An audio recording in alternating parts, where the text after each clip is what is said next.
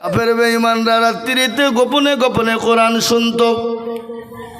Abu Jahl, Abu Lahab, Utba, Saiba তারা রাত্রিতে গোপনে গোপনে কোরআন শুনতো, কিন্তু তারা কলমা পড়ে মুসলমান হয় না। আবু জেহেল আল্লাহর কাছে কান্না করতো কিভাবে জানেন? গভীর রজনীতে একাই তিনি জঙ্গলে যেতেন, পাহাড়ে যেতেন আর বলতেন, আল্লাহ তুমি আমাকে ধ্বংস করে দিও না। আমি জানি নবী মুহাম্মদ তোমার তো প্রিয় রাসূল, তোমার তো হাবিব, তোমার তো প্রিয় বান্দা। আমি জানি তুমি আল্লাহ আছো।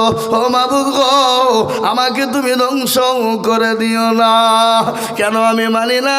ক্ষমতার লোভে আমি কেন মানি না? আমি ক্ষমতাচ্যুত হয়ে যাব, আমি ক্ষমতা থেকে বেরিয়ে যাব। এই জন্য আল্লাহ আমি তোমাকে মানতে পারি না। আল্লাহ তুমি আমাকে ক্ষমা। আমার লাগে দোয়া করেন আমি যাতে আচ্ছা ঠিক আছে, যাও। ও মুসলমান দরদি, আবু জেহেল পর্যন্ত আল্লাহর কাছে কান্না করত। ফেরাউন গভীর রজনীতে আল্লাহর কাছে কান্না করে বলতো, মাবুদ গো, ওগো রব্বুল আলামিন, আমি আজ জানি তুমি আছো, তুমি এক এবং এক আল্লাহ। ও আল্লাহ তুমি আসমানের মালিক, ও আল্লাহ তুমি জমিনের মালিক। তারপরও আমি তোমাকে কেন মানি না? কেন জানো? আল্লাহ আমাকে লোকে খোদা বলে, আমার শুনতে বড় ভালো লাগে, আমি বড় আনন্দিত হয়, এই জন্যে তোমাকে মেনে নিতে পারি না। মাবুদ গো, তুমি আমাকে ধ্বংস করে দিও না। ও মুসলমান, ফেরাউন পর্যন্ত আল্লাহর কাছে কান্না করতো। ওই মুসলমান দরদি, আল্লাহওয়ালা, দিনওয়ালা, নবীওয়ালা, নবীর প্রেমিকেরা, কোরআনের প্রেমিকেরা কান করে শোনেনি। ভাইজান আমি বক্তব্য করছি, পরে ফোন করছি, হবে? ভাই আমার দরদি মুসলমান, আল্লাহওয়ালা, দিনওয়ালা কান করে শুনেলেন। বিশ্ব নবী কোরআন তেলাওয়াত করছে। আবু জেহেল, আবু লাহাব, উতবা তারা রাত্রিতে গোপনে গোপনে শুনতেন। হঠাৎ করে একদিন চারজনে এক জায়গায় বলতোরা কোথায় গিয়েছিলি? ও আবু জেহেল তুমি কোথায় ছিলে? তুমি তো নেতা। আবু লাহাবকে বলে তুই কোথায় ছিলি? এরকম করে চারজনের কথোপকথন হয়ে গেল। বলে শুন রে, আমরা যদি মুহাম্মদের কোরআন শুনি, আমাদেরকে কেউ নেতা বলে মেনে নিবে না, আমাদের কথা কেউ মেনে নিবে না। আজকে হাতে হাতে হাত থেকে নিয়াত করে কেউ কোরআন শুনবো না, হাতে হাত দিয়ে দিল। আল্লাহ নবী আবার যখন মধুর সুরে কোরআন শুরু করেছে, আবু জেহেল আর থাকতে পারে না, আবু লাহাব, উতবা থাকতে পারে না, উতবা, সাইবা থাকতে পারে না। তারা কিন্তু আসার জন্য আপনারা কৃত্রিত হবে। তারা মনে মনে করে আবু জেহেল আজকে যাবে না, সাইবা বলে উতবা যাবে না, উতবা বলে মুগিরা যাবে না, আজকে আমরা আনন্দ করে একাই শুনবো। আবু জেহেল কিন্তু বাড়ি থেকে বেরোতে পারে না, বাড়ি থেকে বেরোবে কিন্তু তার বিবি তাকে যেতে দেয় না। আর আবু জেহেলের বিবির নাম কি ছিল?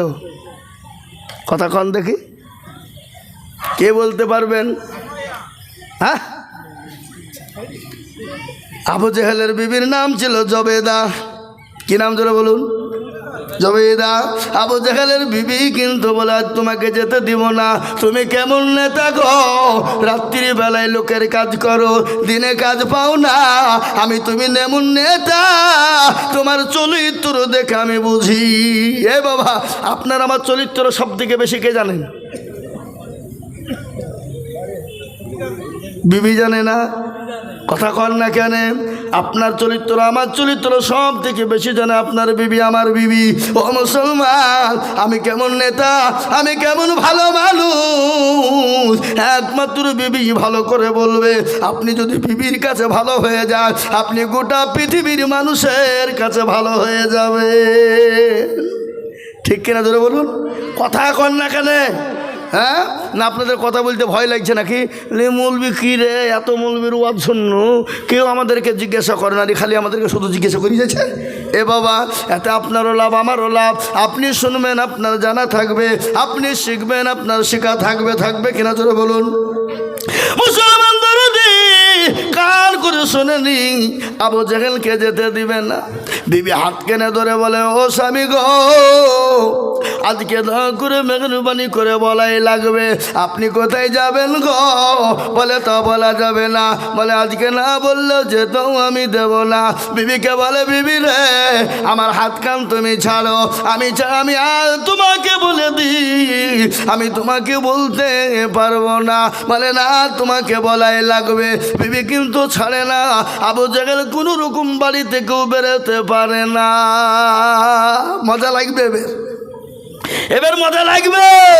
দেখবেন আবু জেহেলের বিবি কিন্তু হাত ছাড়ে না বাবা, আর আবু জেহেলও যেতে পারে না। আর আবু জেহেলের কিন্তু অন্তর ফেটে যায়, কলিজা ফেটে যায়। কি শোনার জন্যে? সেটা হলো কোরআন শোনার জন্যে। ও মুসলমান গো, কোরআন কার ওপর অবতীর্ণ হয়েছিল বলুন তো দেখি? এ কোরআন অবতীর্ণ হয়েছিল আমার আল্লাহর নবীর ওপরে। আল্লাহ নিজেই বলে দিয়েছে লাউ আনজালনা হাযাল কুরআনা আলা জাবালিন লারাআইতাহু খাশিয়াম মুতাসাদ্দিয়াম মিন খাশিয়াতিল্লাহ। ও মুসলমান গো, এ কোরআন যদি নবীর উপর অবতীর্ণ না হতো, পাহাড় পর্বতের উপর অবতীর্ণ হয়ে যেত, পাহাড় পর্বতগুলো চূর্ণ বিচূর্ণ হয়ে যেত। মুসলমান, এই কোরআন নবীর উপর অবতীর্ণ হয়েছে। আর এই কোরআন আবু জেহেল শোনার জন্য মন ছটপট করে, তার বিবিরও মন ছটপট করে, কাফের বেঈমানদের শোনার জন্য যান ছটপট করে। ও মুসলমান, বড় কাহিনী, আর শুনতে ওটা মজা লাগবে, খেলা জমবে বাবা। তার আগে আমি আপনাদেরকে বলবো, বলুন তো এ কোরআনের সঙ্গে যারা বেয়াদবি করেছে, এ কোরআনের সঙ্গে যারা নাফরমানি করেছে, এ কোরআনের সঙ্গে গাদ্দারি যারা করেছে, এ কোরআনের সঙ্গে যারা বেয়াদবি পুনামো কাজ করেছে, আমার আল্লাহ তাদেরকে দুনিয়া জমিনে ধ্বংস করে দিয়েছে। দিয়েছে না? তাই না? জোরে বলুন। ও মুসলমান, কোরআনের সঙ্গে যারা বেয়াদবি করেছে, আমার আল্লাহ তাদেরকে দুনিয়া থেকে বরবাদ করে দিয়েছে, ধ্বংস করে দিয়েছে, নাস্তানাবুদ করে দিয়েছে, তাদেরকে মিশিয়ে দিয়েছে। তাই আমি আপনাদেরকে বলবো, আমরা কোরআনের পক্ষে আছি না নাই? কারা কারা কোরআনের পক্ষে আছে একটু হাতটা উঁচু করে দিয়ে বলুন তো দেখি ইনশাআল্লাহ। কোরআনের পক্ষে কারা কারা? নামান। আজ আমি আপনাদেরকে বলি, এ বাবা অনেকে তুলল না, ওরা মনে করছে মৌলবি লাইনে আসছে। হ্যাঁ, কিন্তু যে তুললো সে জিতলো, যে তুললো না হেরে গেল। হেরে গেল না? গেল না? হেরে গেল। কি আপনারা কি বলেন? হেরে গেল বলেন তো? হইনা পুকুরের লোক বড় চালাক বটে, বলে কত মানুষকে আমরা ঠকিয়ে চলে এলাম, আর আজিজুল মৌলবি তুই কতন পাড়া সীতানগর থেকে এসে আমাকে ঠকাবি? অত সহজ রে? বদনাই করে পানি নিয়ে মাঠে গেলছে বাবা। কি করতে? কথা কয় না? ও বাবজি পায়খানা করে পানি খরচ করে দেখছে বদনা ফুটু, পানি নাই, পানি সব পড়ে গেছে, সব শেষ। বলছি আরে কালকে আইজুল মৌলবি ঠকাইতে পারল না, আর এই বদনা তুই ঠকিয়ে দিলি, দাঁড়া আজকে কী করে ঠকাস? আবার তারপরের দিন সকালবেলায় বিড়িতে মারে টান, আর বদনাই করে পানি নিয়ে যায়, আর বাড়িতে যে বলে মৌলবি ঠকাইতে পারে না, কালকে বদনার পানি ঠকিয়েছি, আজকে কি করে ঠকাস দেখবো। চল চল চল যায়, আগে গিয়ে পানি খরচ করব, তারপরে গা পায়খানা করব। এ বাবা আজ ঠকলে না জিতল? আজ ঠকলো। মুসলমান, যারা হাত তুললো তারা জিতলো, যারা তুললো না তারা, যারা তুললো তারা জিতলো, আর যারা তুললো না তারা ঠকলো। ওরা মনে করে মৌলবি দেখতে পাবে না, কিন্তু যেটা কেউ দেখে না দেখে কে? যেটা কেউ জানে না সেটা জানে কে? যেটা কেউ বোঝে না সেটা বোঝে কে? সবাই বলে আমি ভালো, আমি জানি কি আমার মনের গোপন খবর জানে আল্লাহজি।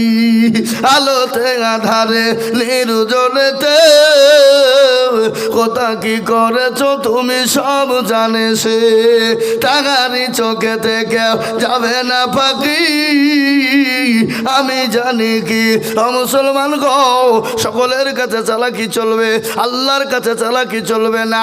আজ আমি বলবো মুসলমান, আল্লাহ আপনাকে সম্পদ দিয়েছে, গাড়ি দিয়েছে, বাড়ি দিয়েছে, টাকা দিয়েছে, পয়সা দিয়েছে, আল্লাহ দিয়েছে। আল্লাহ ইচ্ছা করলে সেকেন্ডের মধ্যে কেড়ে নিয়ে আপনাকে ভিখারি বানিয়ে দিতে পারে, পারে না? কথা বলেন পারে না? কুলিল্লাহুম্মা মালিকাল মুলক তুতিল মুলকা মান তাশা ওয়া তানজিউল মুলকা মিম্মান তাশা ওয়া তুইজ্জু মান তাশা ওয়া তুজিল্লু মান তাশা ওয়া বিয়াদিকাল খায়র ইন্নাকা আলা কুল্লি শাইইন কাদির। আল্লাহর কোরআন বলেছে, এই মাইকম্যান তুমি সাউন্ড কমাইছো না? কোন দিকে গো মাইকম্যান কই? ও সাউন্ড কমিয়ে দিয়েছে, বুঝতে পারছি আমি। হ্যাঁ কমিয়ে দেয়নি? হ্যাঁ পালিয়েছে কমিয়ে দিয়ে বাড়াও। আল্লাহ কোরআনে বলেছে ইজ্জতের মালিক আল্লাহ, বেইজ্জতের মালিক আল্লাহ, সম্পদের মালিক আল্লাহ, সম্পদ কেড়ে নেওয়ার মালিক আল্লাহ। কোরআন কবিকে বলা রাজ্য মান সিংহাসন সবই করি দান, আর সাগাল সাই কেড়ে নিজে ফকির বানা, বাচ্চাকে ফকির করে ফকিরকে করে দান, আর ভাঙ্গা গড়ার পৃথিবীতে এই তো তার কাম। কত হাজার টাকা কত জনে কেউ বা হাজার টাকা বিনা মাখিনাতে কাটে, আর কেউ বা ঘোড়ারু ঘাস কাটে পেটে ভাতে। ও মুসলমান গো, আল্লাহ আপনাকে সম্পদ দিয়েছে, কেড়ে নিয়ে ভিখারি বানাতে সেকেন্ডও টাইম লাগে না। তাই আল্লাহর কোরআনকে বাঁচানোর জন্যে, আল্লাহর কোরআনকে মজবুতির জন্যে, আল্লাহ সবারই দান কবুল করে না, আল্লাহর কোরআনের খিদমতের জন্যে আমি আপনাদের কাছে তো হাত উঠিয়ে দেব।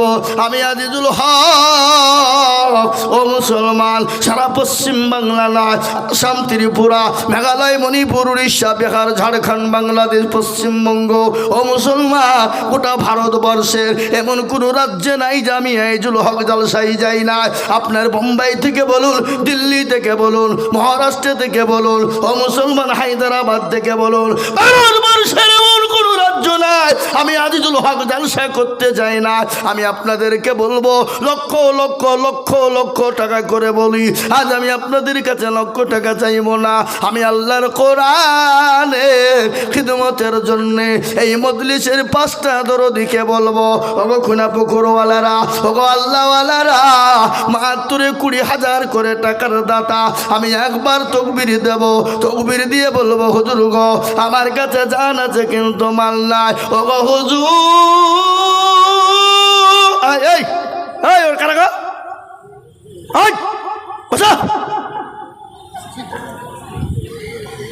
স্বভাব এত গেল খারাপ এদের গো, এতক্ষণ ওয়াজ শুনছিল, এর মধ্যে এবার বুঝতে পেরেছে মৌলবী আদায় করবার অমনি উঠতে শুরু করেছে। এরা মানুষ, হ্যাঁ মানুষের মধ্যে পড়ে। জরুরি না থাকলে গেলে গুনাহ হবে। এ দেখেন মুফতি সাহেবকে জিজ্ঞাসা করেন, জরুরাত না থাকলে গেলে গুনাহ হবে। হ্যাঁ এ মুসলমান দরদি, তাই আমি আপনাদেরকে বলবো বাপ, আল্লাহওয়ালা দিনওয়ালারা, আল্লাহর কোরআনের জন্যে আমি 5 জন দরদিকে বলবো, মাত্র 20,000 করে টাকা আমি একবার তকবির দেব। তকবির দেওয়ার সঙ্গে সঙ্গে হাতটা তুলে দিয়ে বলবে, বলে হুজুর গো কত টাকা কত দিকে চলে যায়, বিবি বাচ্চার পিছনে চলে যায়, ছেলে মেয়ের পিছনে চলে যায়। ওগো হুজুর, আল্লাহর কোরআনের খিদমতের জন্যে আমি 20,000 টাকা দিব। সর্বপ্রথম একবার তকবির দেব, আর তকবির দেওয়ার সঙ্গে সঙ্গে আল্লাহর বান্দা একটু হাতটা উঁচু করে দিয়ে বলবো, জোরে বলি নারাই তুমি। ইনশাল্লাহ এই খুনা পুকুরের মাটিতে আল্লাহওয়ালা দিনওয়ালা কে আছো, ও বড় ব্যবসায়ী, ও চাকরিওয়ালা, ও ব্যবসায়িক, ও পয়সাওয়ালা, আমি সর্বপ্রথম 20,000 টাকার দাতা একজন দরদি গো, এত হাত উঁচু করে বলি। আসসালামু আলাইকুম। এটা কম্পিউটার ছিল আল্লাহ, এবার যাই, এবার যাই। 20,000 কম্পিউটার। এটা কত আছে? 5,000 আছে, নগদ আর 15,000, আর একটা কম্পিউটার, ও কত টাকা দাম? 40,000। ওরে আল্লাহ, আটা আছে দুজনে। ওরে আল্লাহ, এ দেখেন বাবাজি, এই বাবাজিও কমলাই মুর্শিদাবাদে পশ্চিমবঙ্গের একবারে টপ র্যাঙ্কের বক্তা শওকত সাহেবের পেছন ওটা মুর্শিদাবাদ ঘুরেছে, বুঝলেন না? হ্যাঁ উনি বলছেন বাবা আমি 20,000 টাকা দেব, তাতে 5,000 টাকা নগদ, 15,000 টাকা বাকি, আর তার সঙ্গে আমরা দুজনে মিলে একটা কম্পিউটার দিব। মাদ্রাসায় কম্পিউটারের দাম হলো 40,000। তাহলে কত হইল? জোরে কন। 60,000। আর আমি তো জানি খৈনাপুকুরের মাটিতে 1 লাখ টাকা দেওয়ার লোক ইনশাল্লাহ আছে না নাই? কথা কন। ভাটার মালিক, চাকরিওয়ালা, গাড়িওয়ালা, 1 লক্ষ টাকার দাতা দেনে বেলা ইনশাল্লাহ আছে, কিন্তু আমি 1 লাখ টাকা চাইব না। এই দেখেন 20,000 টাকা বাবাজি দিয়েছে। আমি আপনাদেরকে একবার তাকবীর দিয়ে বলি, নারে তাকবীর। আল্লাহ রবে আর বান্দা বাবাজি গছিল। কে কোন দিকে লিখছে কই? এই তো আল্লাহ রবে আনা বাংলা বাবা জীবন ছিল 20,000 টাকা দেখো বাবজি দান লিখে দিল। এ নগদ 5 বাকি 15 মিলে 20 হলো। আল্লাহ তুমি দানের পাল্লা বাড়ি করে দিও। আরো দুমা করি আমি বাবা জানের কারণ আল্লাহ দিও দিও তুমি সুখের জীবন। আরো দুমা করি আমি করে গরবানা। আল্লাহ তুমি দেখো তারে কখনো ভুলো না। এই দেখেন 20,000 হয়ে গেল। নাম্বার 2 রে বাবা, আর একজন দরদি, ওগো দরদি, আল্লাহর কোরআনের জন্য বলবো বাপ, আল্লাহর দিনের জন্য কোনোদিন কমে যাবে না, আল্লাহর রাস্তা দিলে কোনোদিন ফুরিয়ে যাবে না। আমি আজিজুল হক আপনাদের কাছে হাত পেতেছি মাত্র 20,000, তাই 1 নম্বর হয়ে গেল। আমি 2 নম্বরে আর একজন দরুদিকে দেখতে চাই ইনশাল্লাহ। কই খৈনাপুকুরের মাটিতে।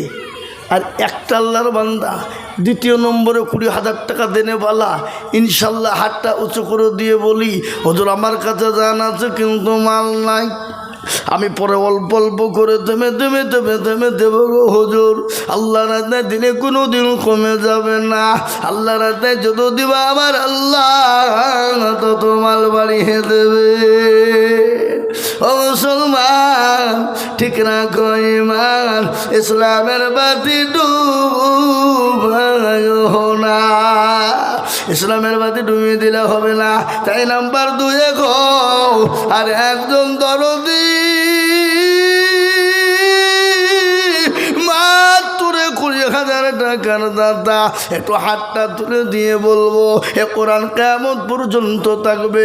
এ কোরআনের এক একটা জবাব, এক একটা জের, এক একটা পেজ, এক একটা কোরআনের অক্ষরের বদলা একটা একটা করে আমার আল্লাহ নাকি লিখে দেবে। আজ মুসলমান গো রক্ত দিতে হবে না, বিবেকে ব্যয় করতে হবে না, সন্তানকে এতিম করে দিতে হবে না।